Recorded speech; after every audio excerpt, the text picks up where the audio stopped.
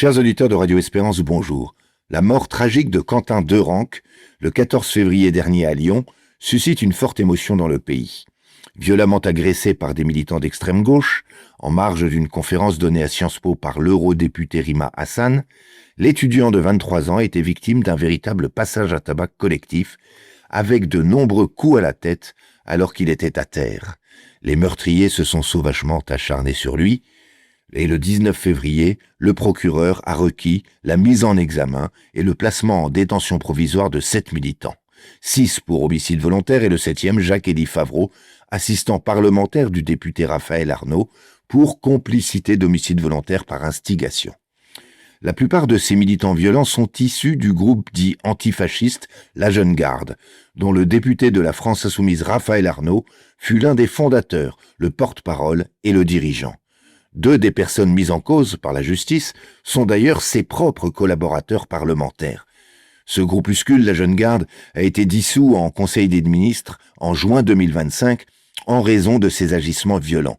Ce n'est pas la première fois, en effet, qu'il fait parler de lui. Par exemple, en mai 2024, 9 militants ont été impliqués dans des violences contre un adolescent de confession juive, en marge d'une précédente conférence de Rima Hassan déjà, cette fois-ci à l'université Paris-Dauphine.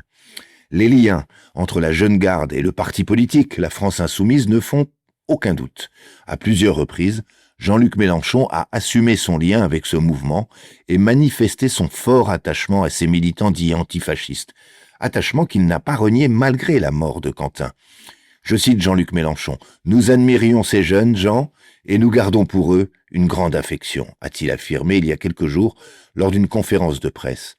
C'est en toute connaissance de cause que la France Insoumise a donné son investiture dans le Vaucluse à Raphaël Arnaud lors des dernières élections législatives. La France Insoumise n'ignorait pas que le futur député était fiché S, c'est-à-dire identifié par les services de renseignement comme potentiellement dangereux pour l'ordre public et la sécurité intérieure. Il avait par ailleurs été condamné déjà pour violence volontaire en réunion en 2022. D'une certaine manière, la Jeune Garde est la branche violente de la France Insoumise. Cela n'est pas étonnant. En effet, l'ambition de Jean-Luc Mélenchon n'est pas exclusivement électorale. Il revendique des visées révolutionnaires et intègre dans sa stratégie politique ce qu'il nomme la conflictualisation du pays. Il s'agit de tout conflictualiser pour favoriser l'émergence d'une tension maximale pré-révolutionnaire en France. Qu'une telle stratégie provoque de la violence politique jusqu'à la mort tragique d'un jeune homme de 23 ans, ce n'est pas un malheureux accident ou le fruit d'une simple rixe entre bandes politiques rivales.